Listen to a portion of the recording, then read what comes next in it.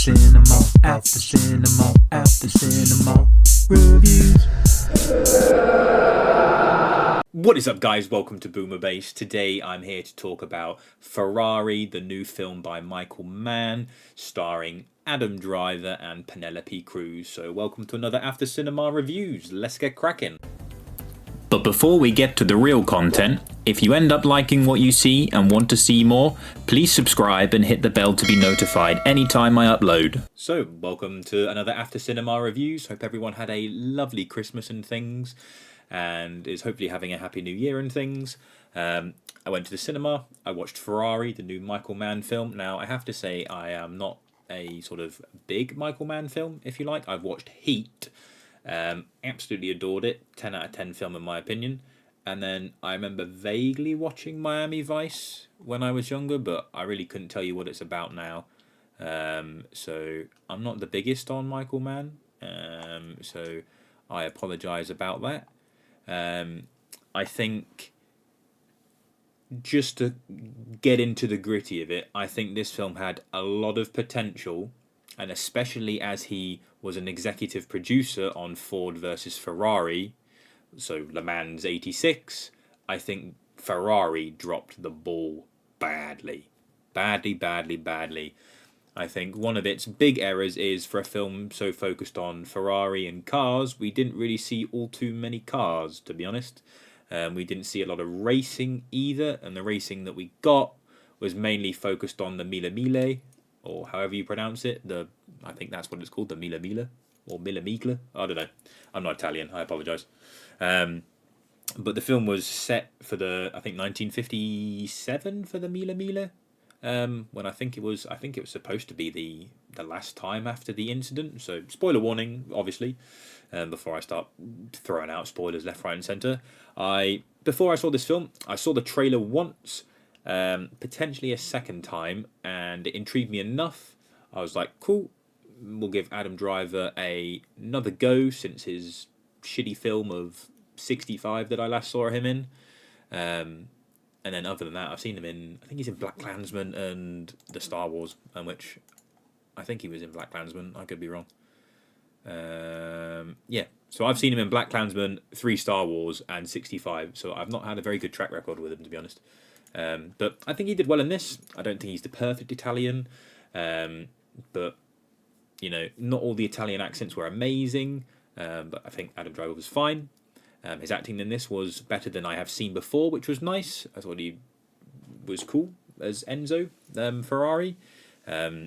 I came into this film knowing nothing about what it was particularly about, other than Ferrari cars. So again, I think it's a bit like Napoleon. I don't know much. This film helped me learn a bit more. I don't know, again, how historically accurate it is, and probably to some of the boffins and things, this film will probably be a complete disaster.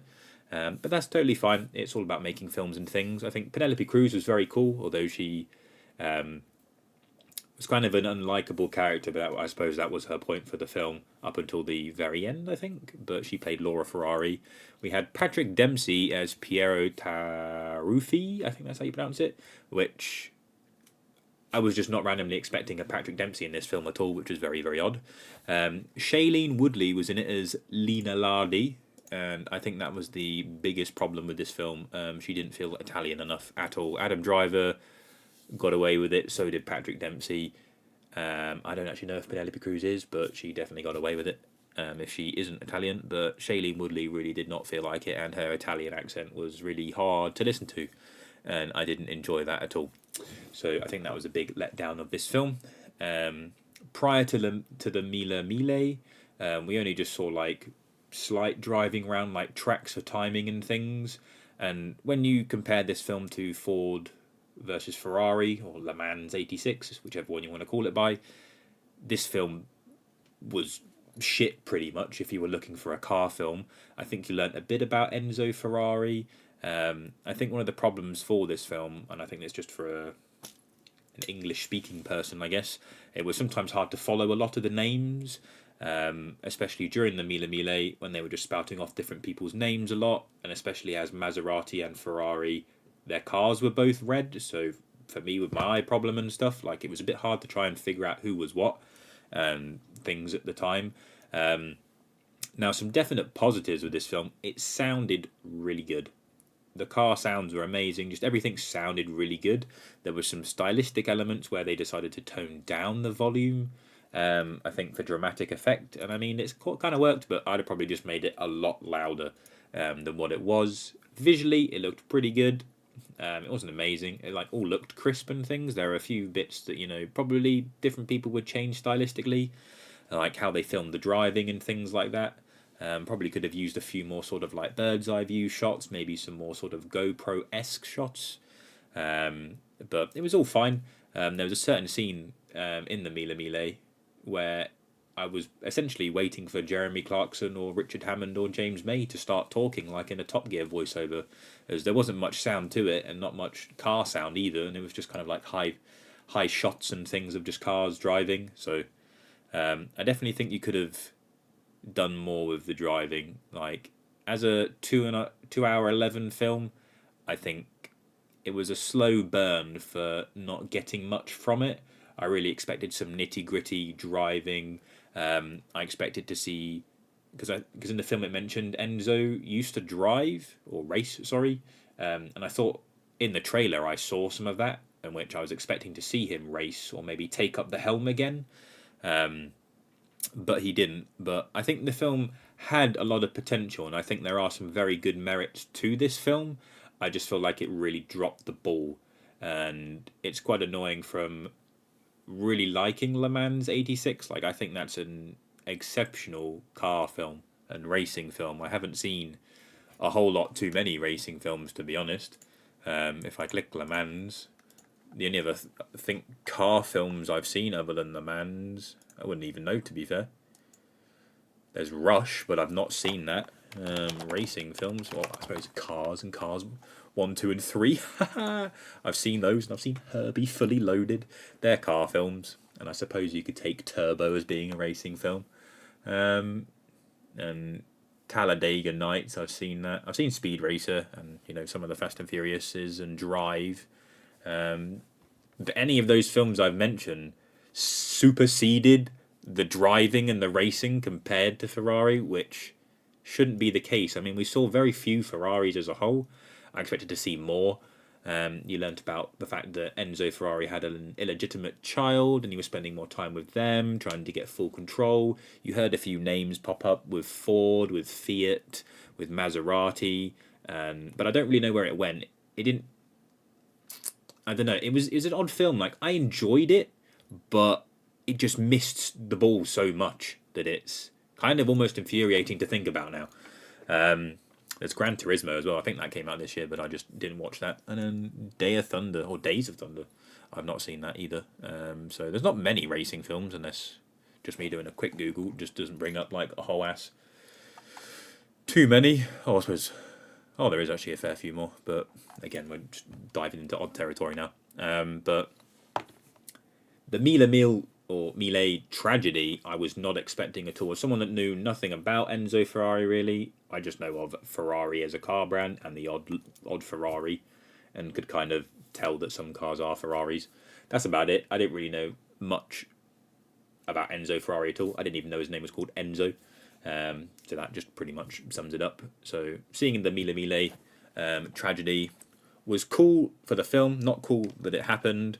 I have no idea if that tragedy caused the end of the Mille. I think I saw someone say it did randomly.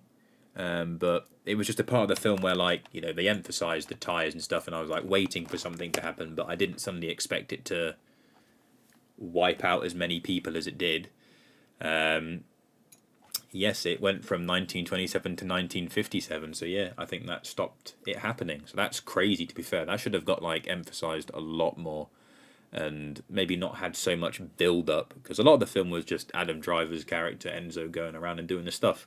It did make it feel like, I understand that there's Italian stuff to it, and that they're Italian accents and things, but wow, did it make me want to like watch more like mafia Italian sort of crime boss things. Like I just kept thinking about like Goodfellas and Sopranos and stuff throughout the film, and just like the way they act and things was just kind of cool. Not the actors, but just like how the Italians act. But it did make me want to watch more Italian film, to be honest, which I know is an odd thing to come out of watching this. Like, when I say I like car films and things like that, I haven't watched a lot of them, but Ford versus Ferrari sort of set the bar for me as being like, right, I now want to just enjoy a really good fucking car film, or a racing film, so to speak. But having watched this, I didn't think I would go, I want to watch some more Italian cinema, as well, part of my 2024 thing is to watch more cinema in general and try and watch more foreign films as a whole. So maybe having a gander down some Italian cinema might do some good for me. Who knows? But yeah, I think this film is sort of between a sort of solid 6, might creep into a 7 at some bits, but it was just a bit of a letdown. It was a bit like Napoleon, where like it had good elements, but it was a really big letdown. So it was a bit of an annoying thing to see after watching such a good film like Godzilla -1 recently. But yeah, no, I'll leave it there. Go watch the film, see what you think. Hopefully you enjoy. You might also just hate it, but that's the point of cinema. Thank you very much for watching. Don't forget to like, comment, subscribe, all that good stuff, and tune in to the next After Cinema reviews. Take care and have a lovely new year. Hey, thank you for watching the video. Click the button to keep watching, or click the other video for more videos, and don't forget to subscribe. Thank you.